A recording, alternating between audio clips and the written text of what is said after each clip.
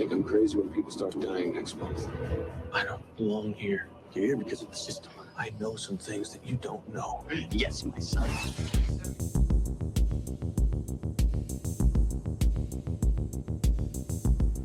Hey guys, I'm Kevin, I'm Jake. and this is Movie Matters. Today is the beginning of Dystopian Sci-Fi Month. One of my favorite genres, sci-fi, and we're starting off with 12 Monkeys, directed by Terry Gilliam, Brad Pitt, Bruce Willis, Madeline Stowe, from 1995. I love this movie, and honestly, rewatching it and reading more about it, I love it even more. So, what do you think, Jake? Yeah, I think this is my second time watching it. I think the first time was at your house. I remember liking it, but I don't even know how long ago we watched it. It might have been in high school, so Yeah, it could have been like 15 years easily or so, somewhere around there. But yeah, so like this is basically like a fresh watch for me. And yeah, it's a great movie. I'm glad we are kicking the month off with this because it's kind of like a good like transitional movie into dystopian sci-fi. Yeah. I've seen this movie maybe 3 or 4 times. And this time I looked at all the like clues, kind of like our other movies we did with our psychological thriller month. Like this time I really kind of just was trying to pick it apart in terms of how the breadcrumbs are laid out and then they're like revealed is really cool in this movie. Yeah, it was nominated for 2 Oscars. Brad Pitt was nominated for his first Oscar for Best Supporting Actor. He's great in this movie. He lost to Kevin Spacey, The Usual Suspects. I looked that up. I was curious who he lost to, which that's a great role. That's a good movie. Have you seen Usual Suspects? Oh yeah. Okay, good. Like supporting actor is like the movie's kind of about him, but it's okay. We don't need to spoil that movie here. It also was nominated for costume design. The costumes in this movie are great. It lost to some movie I've never heard of, which I forget the name. Hence why I've never heard of it. Yeah, this movie has a lot of cool trivia, and there's a lot of things I want to talk about. What's cool, so the movie didn't have a humongous budget. It like a lot of the stars had pretty low salaries. From what I read is Bruce Willis did this movie for free, and he was only paid on back-end receipts from the box office, which is pretty awesome. Because I mean, he was one of the biggest stars of the '90s, and his name attached to this drew a lot of people to the movie theaters. Brad Pitt was signed on for a small salary, and this is like right before Brad Pitt blew up, because in '95, like '94 and '95, he had a huge year with Interview with the Vampire, Legends of the Fall, and Seven. Like, he had a killer blow up. And then it made him a top salary actor because of these movies. And then obviously him getting the Oscar nomination. I think the performances in this movie are great. The director, I forget who it was. It was either Brad Pitt or the director, basically. I'm pretty sure it was Terry Gilliam, the director, told told Bruce Willis, don't do all your standard acting cliches, like being the tough guy and, you know, being the like John Wayne or John McClane. And so I think his acting in this, like Bruce Willis, is like some of his best acting is this movie. What do you think? Yeah, he's really good. Obviously Pitt is really good. Yeah. I read that Pitt spent like weeks in like a mental asylum, like watching and interviewing patients to like prepare for this, which is pretty interesting. Like there's a little bit of a like I see a little bit of Tyler Durden in Jeffrey at times. Obviously, Fight Club is a few years after this, but I mean, both of them are great. Yeah, I like everybody in this movie. Brad I think Pitt always, across the board. yeah, agreed. Brad Pitt always talks with his hands. You ever notice that? He's always Yeah, he's very flicking everybody off in this movie. yeah. He's always very active with his hands, and in this movie he's very active. I've always noticed that in movies. It's like his kind of tick, if you will. Yeah, So the first cut of this movie did not do well. This is the first movie that Terry Gilliam had where he had final cut, and he like I said, it didn't do well in these test screenings, and so those involved discussed making major changes to the movie. However, producer Charles Roven and director Terry Gilliam, who attended the screenings and had talked to audience members, felt that although viewers had certain issues with the movie, they generally loved it.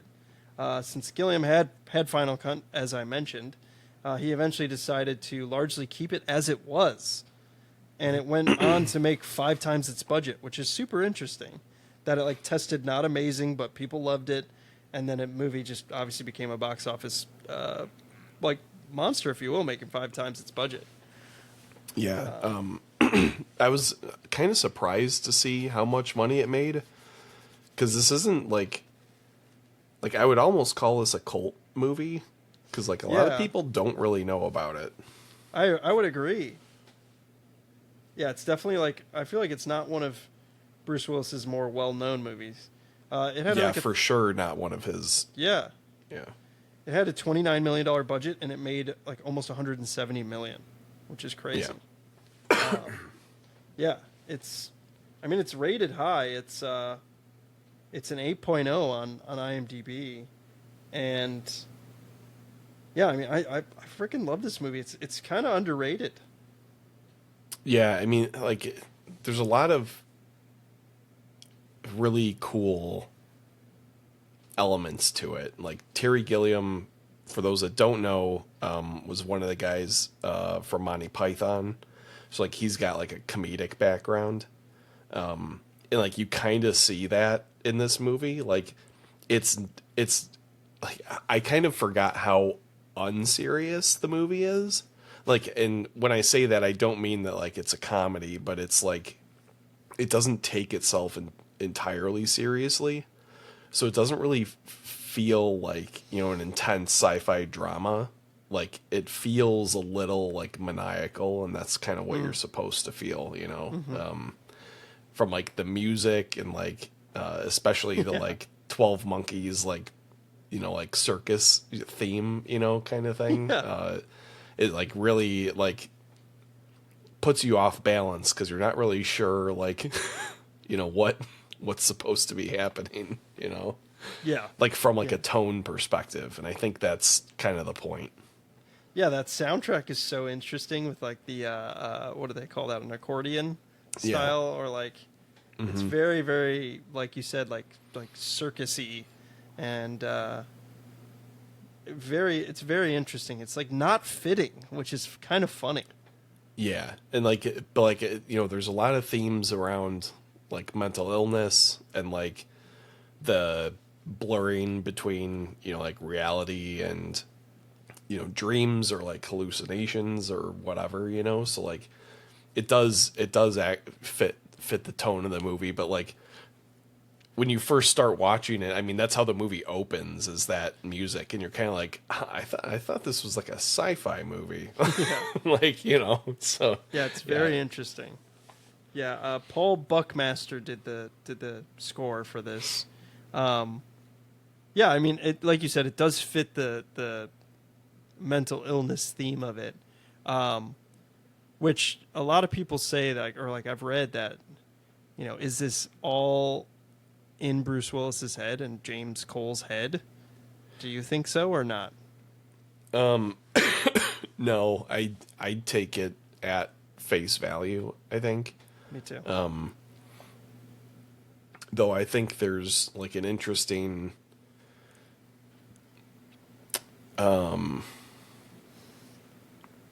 I don't know, like the movie kind of presents very intelligently and like highbrow the like arguments versus or the arguments against like determinism and fate and like, you know, do our actions actually impact anything, or is everything just predestined to happen and it will always happen, you know, that way?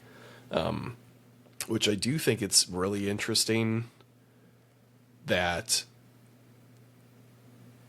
you know, the big end sequence, you know, that he gets snippets of, you know, throughout the movie and is while he's sleeping, you know, it's presented really well, because at first you're not sure if it's a dream or a memory or a vision of the future, you know, like, and then you learn that it can be inferred that he's the kid, you know, seeing this happen, so presumably in the past, and then you know, we get flashes of Jeffrey being the guy who gets shot and running away. So like, yeah, it's not really clear whether or not he was able to change anything, or if he was just like, you know, getting things scrambled in his head. But I think that's why it's a cool, you know, ending. Like, you don't really know if he managed to fix things, or, you know, if like it's all just gonna go the same anyway. You know, which we can talk about more. Let's do it, because I have a lot of insight on that, I feel like, or a good amount. And yeah, I mean, it's really cool. It's like a half remembered dream. It's like, because he was a kid when this happened, and so as an adult he doesn't remember that. So I mean, that's what, 96, and the movie supposedly takes place in 2035. So Yeah. what, 39 years later, you know, almost 40 years, and he's what, say 10, 12 years old maybe there. Yeah. So he's almost 50. And so again, it's like a half remembered dream. It's like, how reliable is your memory? And that's Right. also kind of part of the whole psychosis of the movie, which is really cool. But yeah, I love the traumatic flashes of, you know, the woman running and you don't know who it is, and then like you said, there's little reveals where it's like, oh, it's you know, Catherine Rayleigh, who's played by Madeline Stowe. Mm-hmm. But you never know who the guy getting shot is. Right. And until the ending, and that's such a beautiful reveal. I thought we do get a flash that it's Jeffrey. We do, but it's But not maybe him getting not. shot. It's the guy. Oh, it's the guy running, It's- right? Yeah. Yes, Okay. and then it's David Morse's like scientist. Yeah. Yep. Who is great in this movie, and there's so much. Oh my god. Okay, I wrote a whole bunch of things. So so the whole movie is a time loop, Yeah. and James is the cause of the virus. He's the cause, and the scientists, it's like their fault, the scientists, because they're the ones that send him, and it creates this whole time loop. And it's like, he even says in the beginning, he's like, how can I save you? It's already happened. Like, he knows that there's no way to change the future, because it's already happened. He's in the future. It would have been fine. And there's a whole thing, kind of like what you said, it's fate. It's predetermined. It's like, this has already happened. There's no way to stop it. And that's what's so cool about this movie, is like, they didn't necessarily change the past, because it already happened. And that is the coolest, genius part of this movie in writing. And I love that. And, you know, Jake and I, we love time travel movies. We've done Back to the Future, Terminator, and we love time travel. And like, this is such a cool way to do it with this loop. Yeah. Well, and like, I think why this movie is successful in its time travel, like narrative, is that there is no like lengthy explanation of the rules by anybody, you know, and stuff. No. Like you just learn the rules through how the events play out. So like, you know, I mean, Cole, you know, immediately upon going back says like I can't change anything. But like that's not entirely accurate, you know, as we find out, because he plants the ideas in Jeffrey's head from traveling back in time to Yes. unleash a virus and cause, you know, chaos and whatnot. So yeah, it's interesting, and like, you know, it creates a nice self-contained loop, Yeah. which is like, I think a lot of the criticisms of other time travel movies are like, when somebody goes back and changes something, like it doesn't functionally like work, you know. A lot of the time they like kind of overlook or like push aside, you know, some of the like repercussions of that, you know, in a lot of movies, particularly like Back to the Future, like, Yeah. you know, is a pretty like mundane like view of time travel, you know, which I mean, like, not knocking Back to the Future at all. It's just, you know, but yeah, like Marty getting back to his brother and sister. Like they would not had time travel like to be logical. Like they wouldn't be the same brother and sister. right. Yeah. You know. So it's just It's like, interesting. yeah, he changed like so much stuff that like almost nothing would be the same in yeah. 1985 in the first Yeah. movie.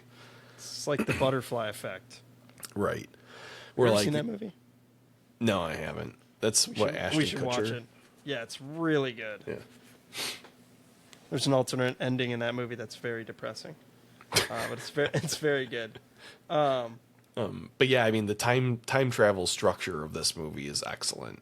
Yeah. I think they really did a good job of constructing how all of that works. And like I said, like this movie actually is like very highbrow, which is like interesting. I think because like, you know, it's a very complex movie.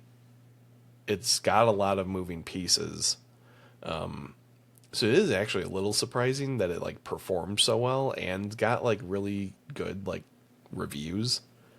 So I feel like sometimes movies like this that are like really complex, like go over people's heads and then they just like trash it, you know? And then it gets re-examined, and it's like, Yeah, like 15 years later, people are like, Yeah. oh, like, yeah, now we get it, you know? like The Thing. Yeah, exactly. Yeah, so like, I don't know, but yeah, I love how they built like the infrastructure for the narrative. Yes. It's really Yes. really good. Yeah, and so like him planting that idea in Jeffrey Goins, Brad Pitt's head about wiping out the human race is the start of it. And then with his dad being that like virologist Virologist, yeah. and David Morse working with him, that like plays into it.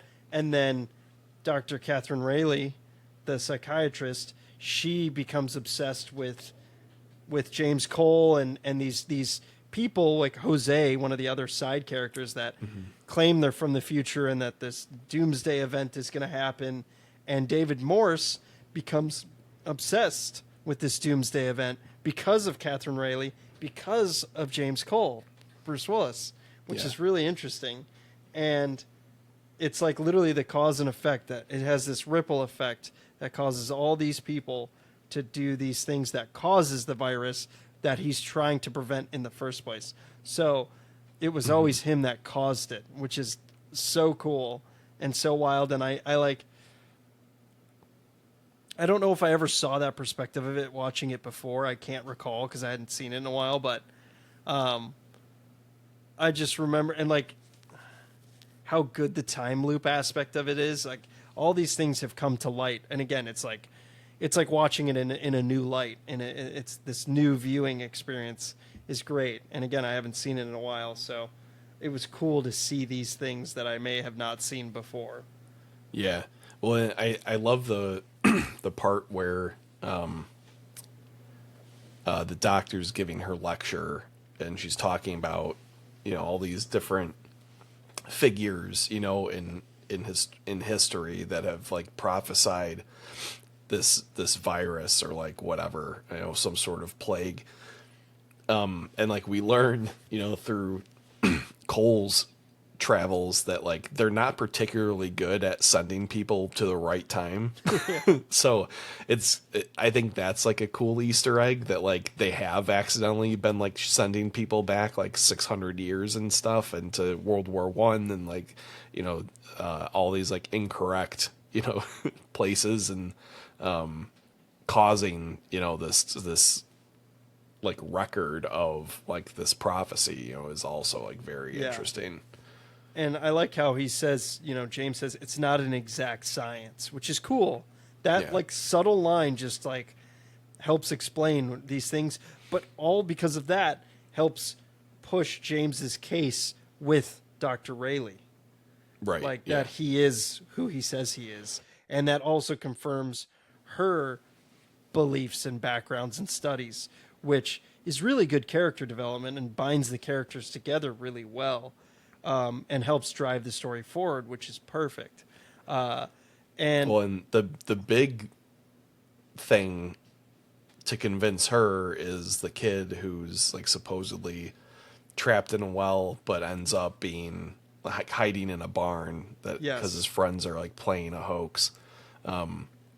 Which, you know, Cole gives this like almost throwaway line of like, yeah, don't worry, he's fine. It's a hoax. It'll come out in like a couple days or something like that. Yeah.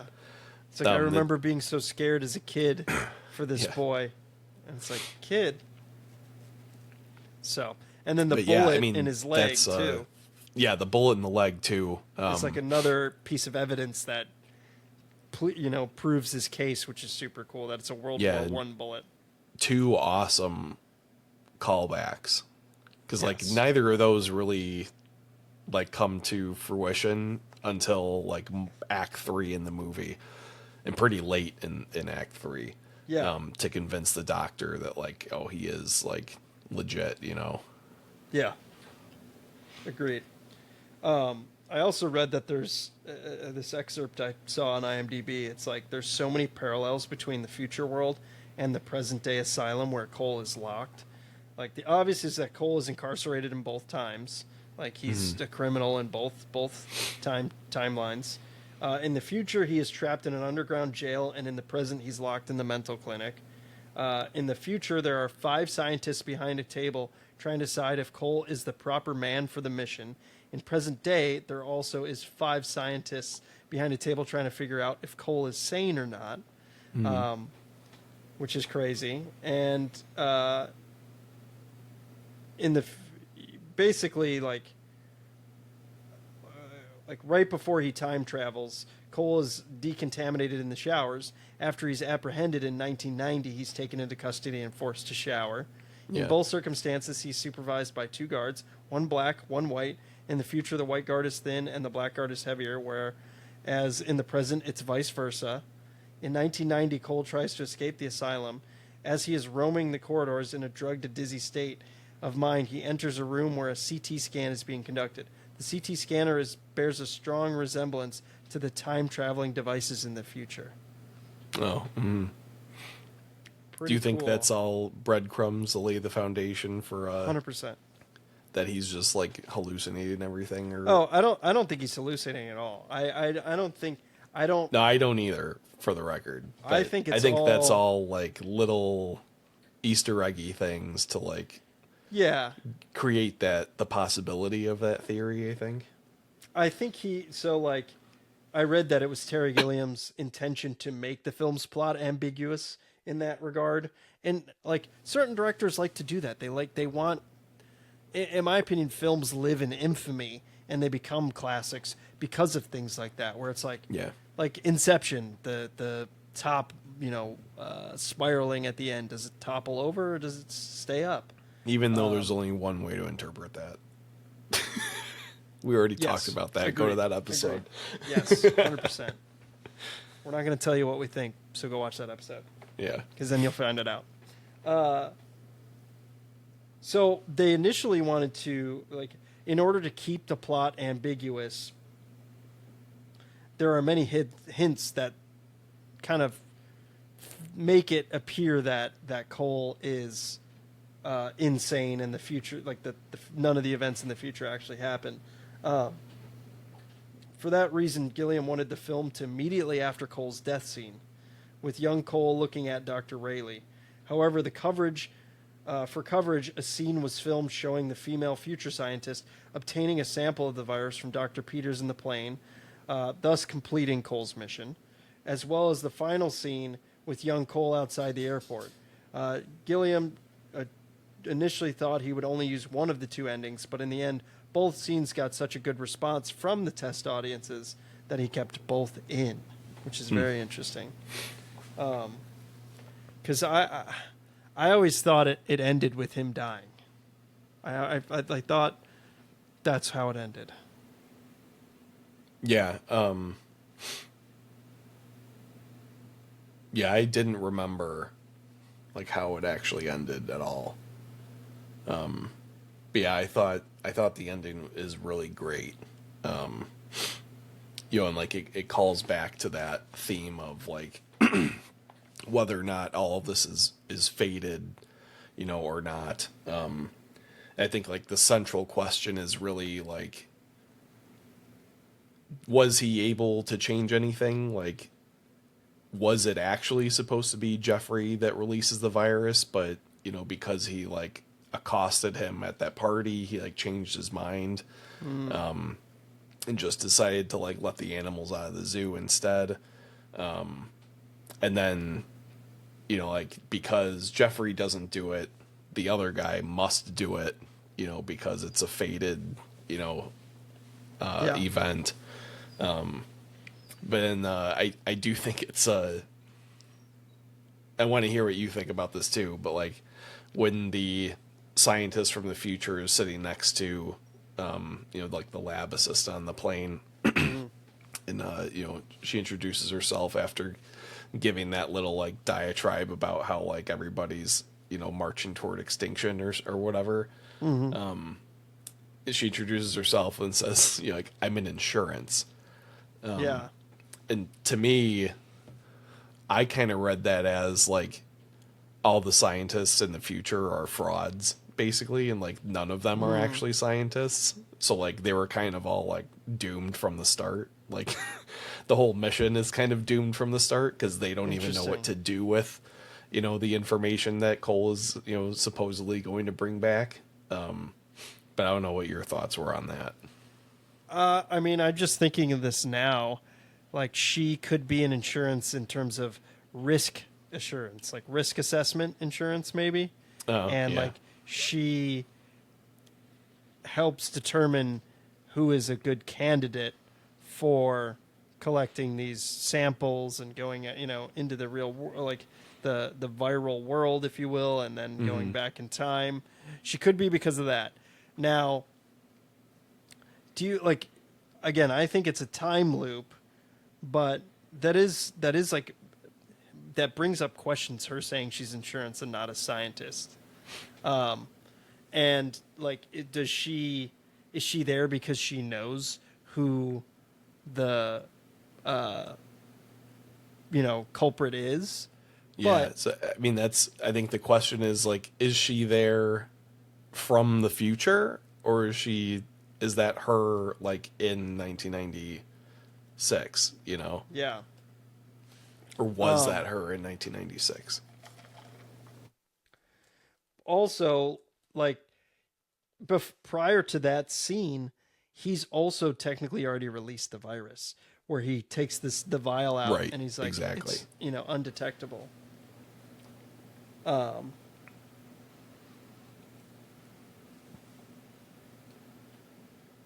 But so I just read, like, she sits next to the plague-releasing Dr. Peters on the plane, stating she has insurance, confirming her goal is to secure a pure virus sample to develop a cure. She's in insurance because she's insuring the future of mankind.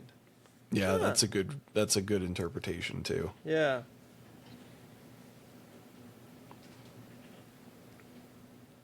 Well, it also says she is in insurance. It signifies that she is there to ensure the virus's spread goes as planned, or to secure it. So it's ambiguous Well, it could be both. because so I read again like what I said, like the scientists are the ones that caused this in the first place. Where Yeah. with sending him back in time, they needed to make sure this loop stays continuous. You know what I mean? Right. Well, and So- that's it brings up another interesting thought that I had, which like, so the ending is Cole chasing after, the lab assistant and like pulling a gun, getting blown away, in the middle of an airport as a wanted fugitive. So you'd think that would be like noted in the news somewhere. So that would mean that the people in the future know that Cole did that, presumably. Interesting. So is this all just a exercise in like futility and they know it? Or maybe the only question is who was carrying the virus, and that's what Cole was supposed to, find out and relay to them. So that the one so many questions. lady scientist could end up on the plane next to him. There's a lot of, I think, interesting It like could questions be, that can come out of that. yeah, and she's also there to find a cure with that, against David Morse's character and the virus. Yeah. And if she finds that cure, it's not necessarily fixing the past, it's fixing the future, Right. which is what they're trying to do. And it's that 1% of the population that's alive, she can find the cure by getting the sample, and then thus future-proofing the whole system, if you will. Yeah, and like that's what's kind of an interesting, or to like dig a little bit deeper into that. Like, it's no one's objective ever to like prevent the virus from being spread to begin with. Like, nobody ever like states that that's the objective. Like, the objective is always to create a cure in the future and retake like the planet, back. As humans, like reasserting their place on top of the, hierarchy, right? Yeah. I mean, even like when Cole gets to the point where, they think they know how they can stop it, like him and the doctor never say like, oh, we need to stop the virus, It's never really about that, which I think is true. also interesting and plays into that, like, does Cole just accept fate and that like there's like truly nothing that can be done. Yeah, I also just read that like another take is she's presumably in her 50s or 60s. And again, this is 1996, the future's 2035. That's 39 years between them. If she's in her 50s and 60s, she'd be like 90 and much older. Like, her appearance doesn't change that much, it seems like. So maybe she is there from the future just to... Yeah, that's a good there's a point. couple different takes. But I also like to change the take, but like I want to talk about the caption in the beginning where it's like 5 billion people will die from a deadly virus in 1997. The survivors will abandon the surface of the planet. Once again, the animals will rule the world. And it's like excerpts taken with a clinically diagnosed schizophrenic in 1990. And like, so is Bruce Willis that clinically diagnosed Yeah, patient? plausibly. So, again, and that could be the whole it's all in his mind thing. But again, I think if it's in his mind thing, the way to prove that is when he gets shot and dies, it ends. Because it's from his own perspective Right. as a kid seeing him get shot. But then the movie continues. And I think that proves that it's not in his mind. Right. Yeah. It is. Yeah. That you can take it at face value as these events are actually happening. Yeah. I would agree. Yeah. I mean, this movie deals in a lot of coincidences too. So, but like, Yeah, coincidence or predetermined, like you said. Like, Right. which one is it? Um, yeah, I don't know. Very interesting takes, and such an interesting and diverse movie to talk about. It's definitely a good one to start for this month. Oh, but one real quick parallel to, we were talking about the parallels between the future and the present. I noticed that obviously the future is this like dystopian, like underground, like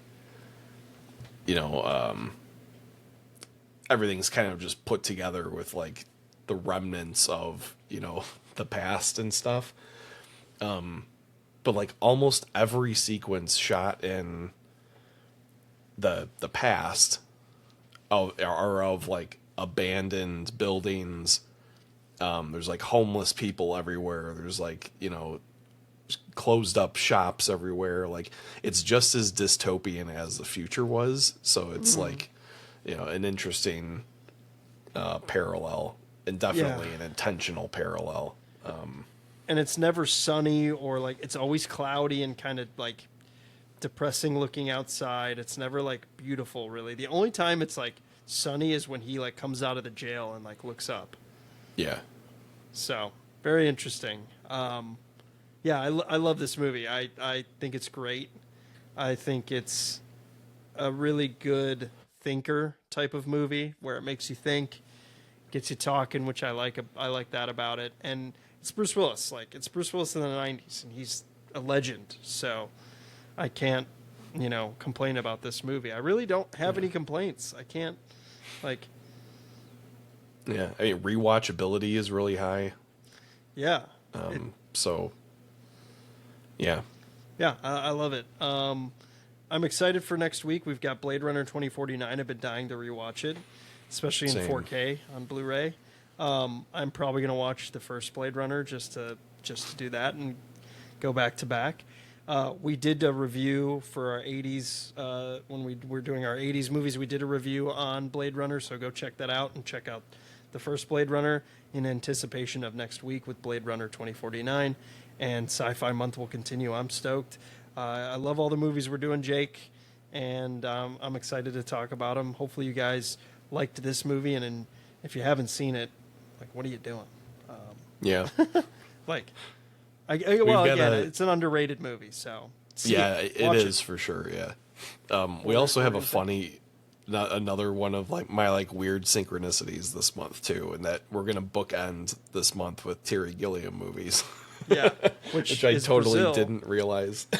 I realize that, but not to sound weird, like that sounded cocky and douchey, but I know that because I know film. But I've never seen Brazil, so I was like, I'm all for it. Yeah. So Me either. you haven't seen it? Okay. No. And there, I saw like some like clip, thing on Instagram. I was like, that movie looks wild, and I want to watch it. Nice. There in the spoiler tab in IMDb, there was parallels between 12 Monkeys and Brazil. Brazil came out 10 years earlier in 85. This came out in 95. So I did not, I specifically avoided that passage in IMDb because I want to go into Brazil blind. Yeah. So that's at the end of the month, like you said. Blade Runner 2049 is next week. Hopefully you guys enjoyed our last month of the Western movies we did. That was super fun. A long month for long movies. But this month, I love sci-fi, and sci-fi is my favorite genre. So there's so many other movies I want to watch sci-fi wise, but these are some good choices, and hopefully you guys enjoy them and watch them along with us, and then listen and watch our podcast. So thank you guys, and we'll catch you next week. Yep. See ya.